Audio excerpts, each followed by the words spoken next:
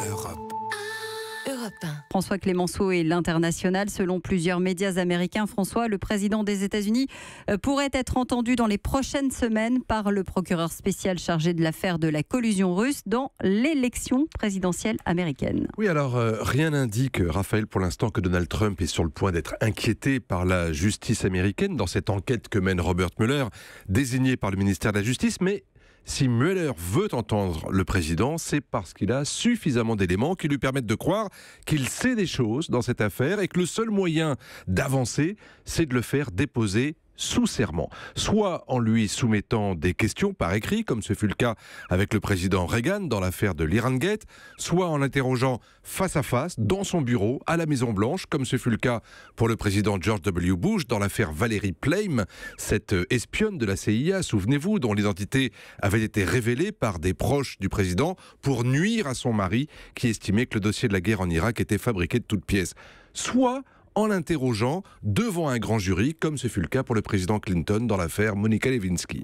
François, que pourrait dire Donald Trump que l'on ne sache déjà ? Alors, le procureur Mueller est persuadé, probablement par les témoignages des personnages clés qu'il a déjà entendus, que le candidat Donald Trump, puis le président Trump qu'il est devenu, a été mis au courant des contacts entre son équipe et certains intermédiaires russes, notamment lors de cette fameuse réunion à la Trump Tower en juin 2016, au cours de laquelle une avocate russe et un lobbyiste pro-russe ont proposé au fils de Donald Trump de révéler des informations compromettantes sur Hillary Clinton, mais aussi sur les contacts pris entre le général Michael Flynn et le sénateur Jeff Sessions avec des diplomates russes avant qu'ils ne deviennent respectivement conseillers à la sécurité nationale et ministres de la justice. Pourquoi dites-vous qu'il n'est pas question pour le procureur Mueller de mettre en danger le président sur le plan judiciaire ? Parce qu'on ne sait toujours pas aujourd'hui si le candidat Trump ou le président Trump a donné des ordres précis pour se prêter à cette fameuse collusion avec les Russes. En revanche,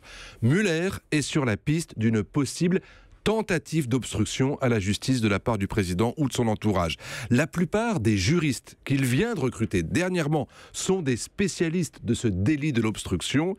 et l'affaire du limogeage de l'ancien patron du FBI, James Comey, ainsi que la récusation du ministre de la Justice dans cette affaire lui paraissent hautement suspecte. Donc, son rendez-vous avec le président, par correspondance ou en face à face, c'est crucial. Soit le contenu de cet interrogatoire donne une nouvelle dimension à l'enquête, et il y a de possibles inculpations à la clé,